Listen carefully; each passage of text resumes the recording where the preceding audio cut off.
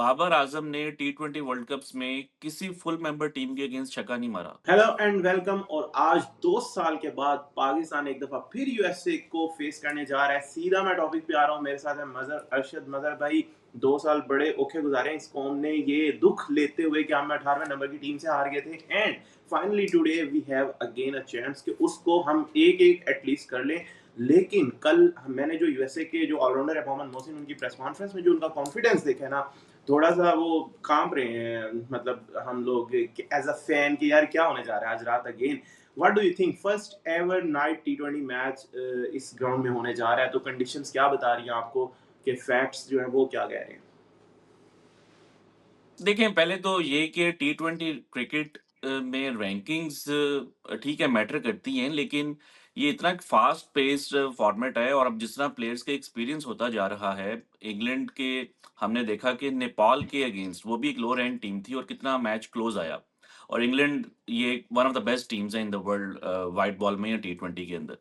तो I think अब USA की रैंकिंग 18 हो या 15 हो या 20 हो और पाकिस्तान की बेशक टॉप 10 के अंदर हो, मगर आई थिंक कि जितना प्लेयर्स का एक्सपोज़र हो गया है और स्पेशली यूएसए प्लेयर्स का, क्योंकि वो हर साल मेजर लीग क्रिकेट में खेलते हैं और वहाँ पे ये कंडीशन है, प्लेइंग कंडीशन है कि हर प्लेइंग 11 के अंदर 5 यूएसए के प्लेयर्स लाज़मी होंगे। तो ये जितने इनके प्लेयर्स हैं, मोहसिन हो गए, उसके अलावा अली खान हो गए, साइतुजा मुकामला हैं, संजय कृष्णामूर्ति हैं, शेडले फंस कल्कवेक हैं जिन्होंने इंडिया के अगेंस्ट 4 आउट किए। तो ये सारे प्लेयर्स पिछले 3 साल से एमएलसी के अंदर हमें एक्शन में दिखाई दी हैं और जो दुनिया के बेस्ट प्लेयर्स हैं, the likes of PAT Cummins, Steve Smith, Glenn Maxwell, इनके साथ ये क्रिकेट खेले हैं and under the coaching of players like Shane Watson and Ricky Ponting.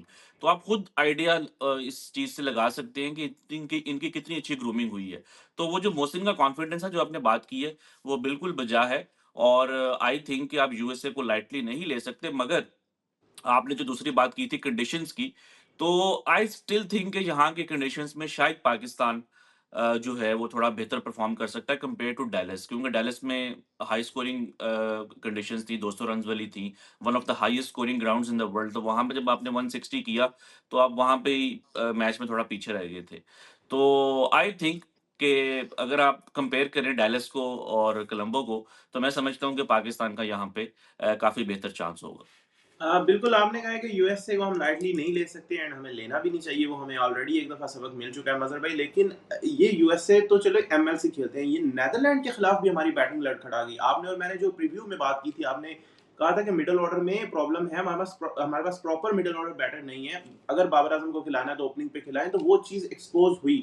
Usman Khan and Babar Azam से वो गेम नहीं संभाला गया, even after 61 run in 6 overs. तो डू यू थिंक कि स्टिल पाकिस्तान उस चीज़ में लैग कर रहा है? एंड क्या हम चेंजेस देख सकते हैं कहीं पे? बाबर बैठ के फ़खर खेल रहे होंगे कि फ़खर ने ज़्यादा मिडल ऑर्डर गेम्स खेलनी है, क्योंकि पाकिस्तान ओपनिंग पे सेट लग रहा है विद साइम एंड फरहान। देखिए, बिल्कुल चेंज तो बनती है और हम बा इस चीज़ के ऊपर पहले भी बात कर चुके हैं कि नंबर 4 बाबर आज़म के लिए आइडियल पोज़ीशन नहीं है। उनकी जो आइडियल पोज़ीशन है वो एज़ एन ओपनर ही है, मगर अब एज़ एन ओपनर उनकी टीम में जगह नहीं बन रही, क्योंकि साइम और फरहान दोनों अच्छा परफ़ॉर्म कर रहे हैं, 3 के ऊपर आगा हैं। तो मैं कुछ जो स्टैट्स देख रहा था कि बाबर आज़म ने, आपको अगर याद हो, वरुण चक्रवर्ती को एक छक्का मारा था दुबई में 2021 के टी20 वर्ल्ड कप में, जो बड़ा बिल्कुल। फ़ेमस मैच है, पाकिस्तान 152 करके जीता था। उसके बाद से लेके अब तक बाबर आज़म ने टी20 वर्ल्ड कप्स में किसी फुल मेंबर टीम के अगेंस्ट छक्का नहीं मारा। आप अंदाज़ा लगा लें कि वो भी वर्ल्ड कप का पहला मैच 2021, उसके बाद मैचेज़ हुए 2021 में, 22 में हुए, 24 में हुए। तो उनके जो 4-5 छक्के हैं भी, वो एसोसिएट टीम्स के अगेंस्ट हैं, यूएसए हो गया या कोई और लो रैंक टीम है। तो आप कोई 250-300 गेंदें मुसलसल खेल गए हैं टी20 वर्ल्ड कप में और कोई आपका छक्का नहीं है, तो वो उसकी प्रोबेबिलिटी आप कैसे, उसको फिर आप समझ सकते हैं कि नंबर 4 के ऊपर आके वो कुछ नया कर देंगे।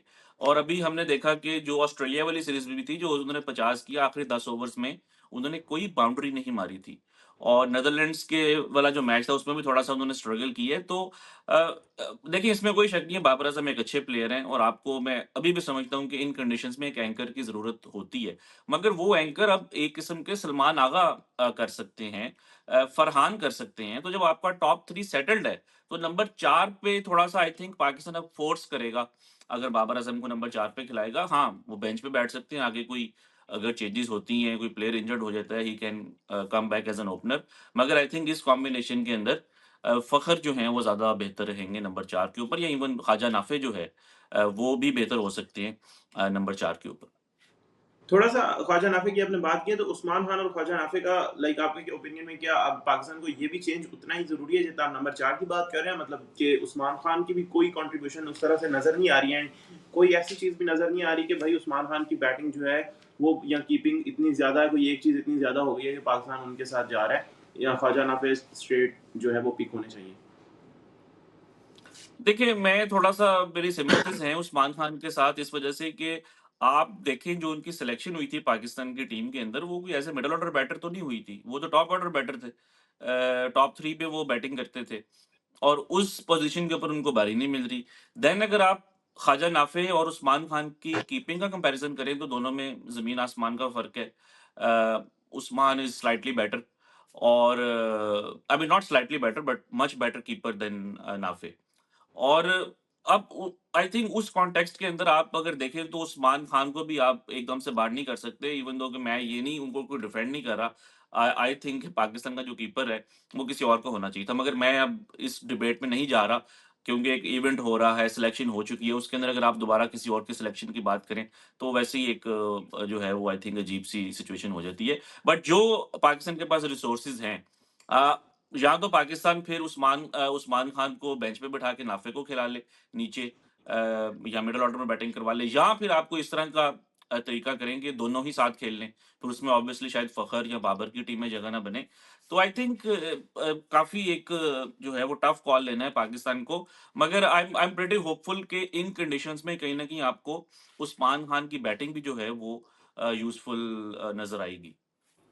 ओके, लेकिन ये जो उस्मान खान और बाबर आज़म से बात जब आगे जाती है और फ़हीम अशरफ और मोहम्मद नवाज़ तक जाती है, तो मतलब पिछले 6-8 महीने में आपने देखा होगा कि कई मैचेज़ जो हैं हमारे इस लोअर मिडल ऑर्डर कह लें या लोअर बैटिंग ऑर्डर ने हमें जितवाए हैं और पिछला मैच तो पाकिस्तान ऑलमोस्ट लाइक पहले मैच से ही वो होने लगा था हमारे साथ जो पिछले 3 वर्ल्ड कप में कोई एक टीम कर देती है और नीदरलैंड्स ऑलमोस्ट देयर थे। तो आपके ख़्याल में एक तो फ़हीम अशरफ की बैटिंग में थोड़ा-सा मैं चाहूँगा लाज़मी कमेंट करें, वो बैटिंग बहुत कुछ डिज़र्व करती है एंड पाकिस्तान के लिए कितना पॉज़िटिव या नेगेटिव है कि हमारे आखिर तक बैटिंग जाती है और ऑल्दो फिर वो लोग जो है वो चेज़ करके उसको पूरा कर देते हैं।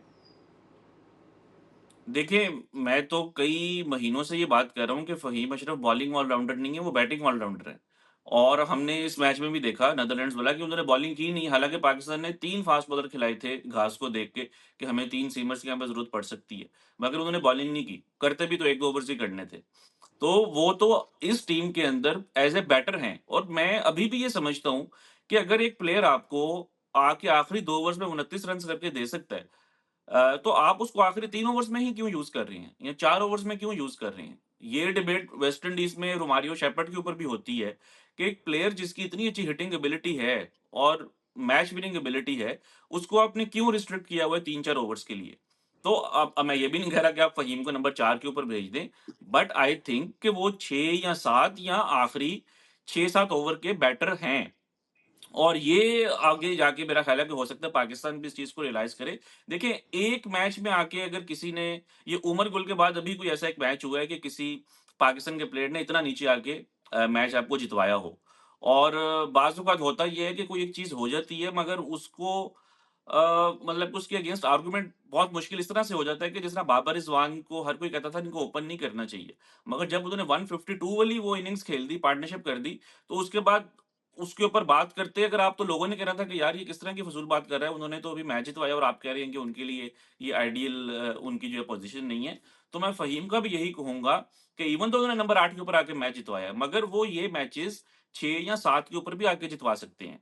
तो आई स्टिल थिंक कि पाकिस्तान को अभी देखें खुशैन बात ये है कि पाकिस्तान के ऑल-राउंडर्स बहुत ज़्यादा हैं। साइम बॉलिंग कर रहे हैं, शादाब है, नवाज़ हैं, तो वो चीज़ कहीं न कहीं पाकिस्तान को अफ़ेक्ट नहीं करी। मगर अगर कहीं पाकिस्तान को अबरार अहमद को और उस्मान तारिक को साथ में खिलाना पड़ गया, तो आपको शायद एक बैट्समैन कम करना पड़ेगा और उसमें जो है फिर एक बैट्समैन या एक ऑल-राउंडर को जो है वो कम करना पड़ेगा and then Faheem can bat at number 7।